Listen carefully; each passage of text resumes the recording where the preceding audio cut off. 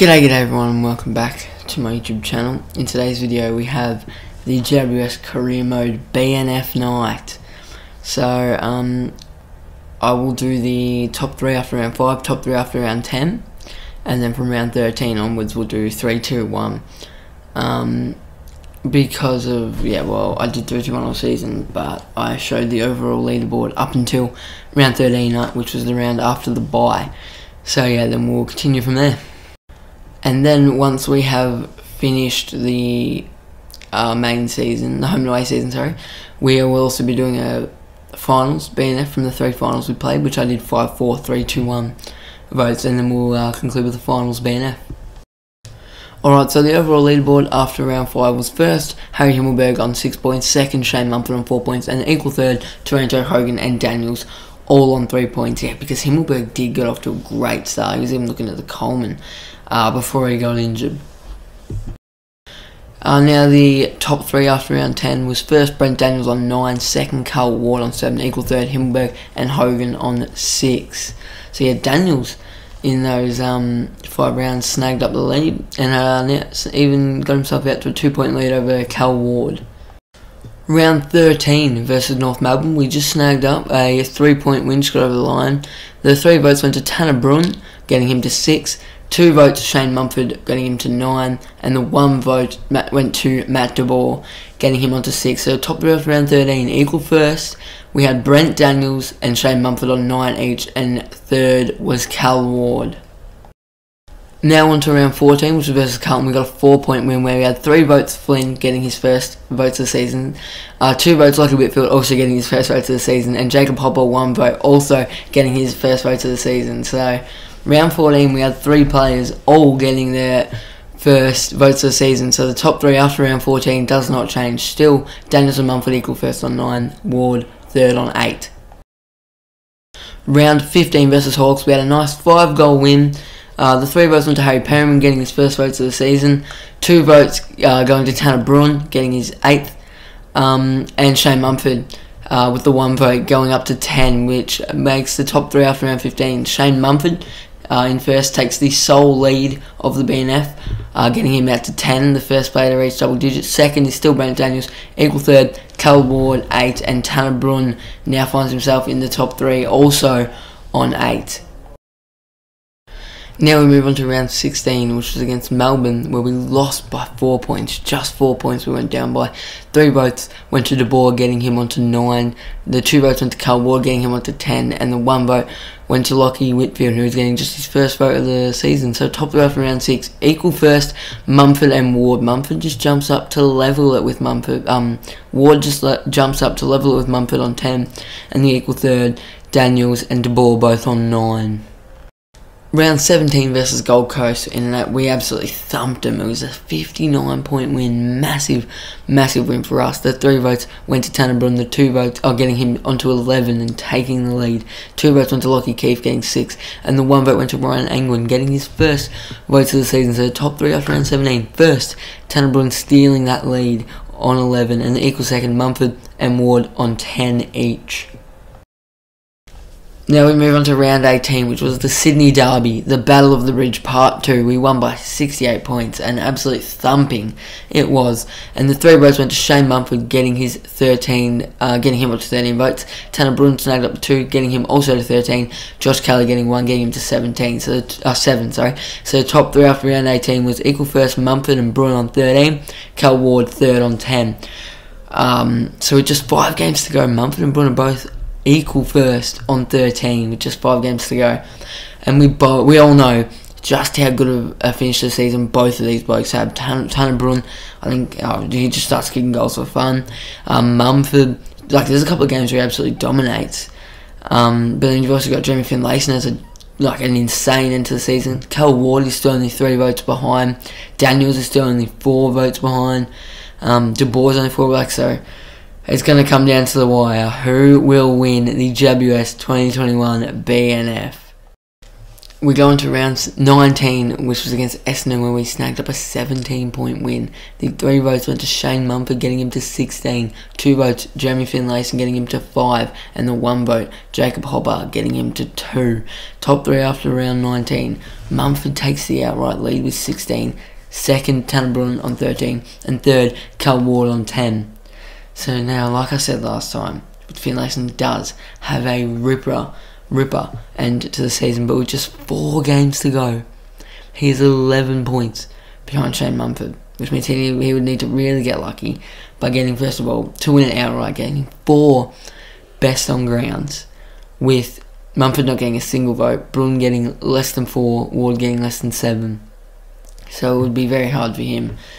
But yeah, I mean, if he had had a start and middle to the season, then he definitely would have been in the running for it, but I just think it's going to be a bit out of reach for him now. Now on to round 20, which was against Port Adelaide. We got absolutely thrashed. It was a 62-point loss. The 3 votes went to Josh Kelly, putting him on to 10, 2 votes to Tanner Bruhn, 15, and the 1 vote to Jamie Finlayson, which puts Jamie Finlayson officially out of the race. Obviously it was going to be a very, very tough ask, because like I said, if he had just had a better start and middle to the season, then he would have been alright. But yeah, it was going to be a very, very tough ask for him to come back from there. But now the top 3 after round 20 looks like Shane Mumford first with 16, Tanner Bruhn second with 15, and equal third Cal Ward, Josh Kelly with 10 each. So with just 3 games to go, it's really looking like it is going to be between Shane Mumford and Tanner Bruhn. I just realised I had it as equal first. I did not mean to do that. Now we move into the last 3 rounds. So round 21 versus Geelong was a nice 3-point win for us. The 3 votes to Josh Kelly, putting him on to 13. 2 votes to Jamie Finlayson, putting him on to 8. The 1 vote to Tim Taranto, putting him on to 4. Top 3 after round 21. We have first, Shane Mumford on 16. Second, Tanner Bruhn on 15. And third, Josh Kelly on 13. So Josh Kelly puts himself heavily back into this race. Now just 3 behind the leader with 2 games to go. It all comes down to this. This next game is massive for the BNF run. On to the second last game now, round 22 versus Richmond. We snagged up a 10-point win. Finlayson got the 3 votes, with getting him to 11 points. Shane Mumford got 2, getting him to 18, and Jacob Hopper got 1 vote, getting him to 3. So top 3 after round 22. First, Shane Mumford on 18. Second, Tanner Bruhn on 15. And third, Josh Kelly on 13, which means Shane Mumford has won the GWS BNF for this season, whether it's outright or whether he finished equal first with Tanner Bruhn. No matter what happens in this next game, Shane Mumford is a winner. It could be an outright winner, could be an equal winner. Either way, he is the winner. The final round of the season was against Carlton, where we picked up a 45-point win. The 3 votes went to Cal Ward, putting him on to 13. 2 votes, Jamie Finlayson, putting him on to 13 as well. And the 1 vote to Tanner Bruhn, putting him on to 16, which means the top 3 after round 23. So the top 3 in the BNF count for the whole season was first, Shane Mumford. Shane Mumford wins the 2021 GWS BNF outright by 2 points over Tanner Bruhn on 16, and then we had 3 people in equal third: Josh Kelly on 13, Jeremy Finlayson and Cal Ward, all 3 of them on 13. I mean, what a run from Jeremy Finlayson in those last 5 rounds, or however much it was. That was truly awesome. I think he was only on like 3, and then he ended up with 13, so he ended up getting 10 in like the last 4 or 5 rounds. Just truly awesome stuff there from Jeremy Finlayson. But Bruhn and Mumford both had everyone here had an awesome season, and not only the people here. There's so many other people who also had awesome seasons. And in the end, I think Mumford, I think Mumford and Bruhn were definitely the 2 who were going to be up there. Let's be real. Yeah, I mean, if anyone had to predict, the most predictions would have been Mumford or Bruhn. So yeah, again, as we can see here, the GWS 2021 BNF winner, Shane Mumford. Yeah, it was, I think there was 2 games in the last 5 or 6 games where he just truly dominated and got 3 votes in both of them, and he just truly dominated the game. I can't remember who that against. I think one was against Hawthorn, and I really can't remember the other one, but he just truly just dominated. Like, not only was he winning rucks, he was getting tackles, getting the ball out. I think one of the games he even kicked 2 goals maybe. He was just an absolute force to be reckoned with. Honestly, all season. It wasn't just in those games though, it was really all season. Now, like I said, we will also be doing a GWS Finals BNF for the 3 finals games. We played the qualifying final against Richmond, the preliminary final against Geelong, and the grand final again against Richmond. So let's just hop right into that. But for this, I will be doing a 5-4-3-2-1 vote because it's only 3 games. At most it would have been 4. Yeah, so I just thought that was a bit of a better way to do it, get more votes. Probably just switch it around a bit type thing. Yeah, like I said, it's a very little game, so more votes, it just makes it better. So the qualifying final against Richmond, which was of course an 18-point win, and it was a hard-fought final. The 5 best were best on, so the 5 votes, Jacob Hopper, the 4 votes, Cal Ward, the 3 votes, Nick Haynes, 2 Mumford, and 1 Bruce.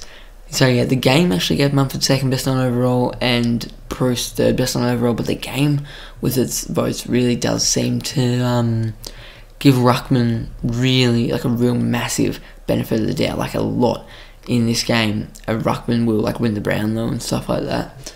Yeah, I think obviously Hidouts just gets heaps of fantasy or something like that, but yeah. So for those 2 for me were 4th and 5th best on just from our team. Yeah, Hopper actually did have a really good game that day, and I mean, in a 3-goal win, a midfielder, I think he had like a midfielder has like 9 tackles or 8 tackles, I think he had, is massive for you. And Haynes was running off the halfback, which didn't seem too much throughout the home and away season, but he really started doing in the final series, and he was awesome at it actually. Now on to the preliminary final, which was against Geelong, where we snagged up a 17-point win in what was another really hard-fought final, and the lads got over the line. And yeah, I was just massively proud of the boys after that game. The 5 votes went to Tanner Broom, the 4 votes Finlayson, 3 Toby Green, and then the 2 Mumford again getting 2, and the 1 to Haynes, who was again in the votes. So Mumford and Haynes at the moment, the only 2 players who have gotten votes in both the finals. Yeah, they are not leading the they're not leading though, because they've only got 4 votes overall each.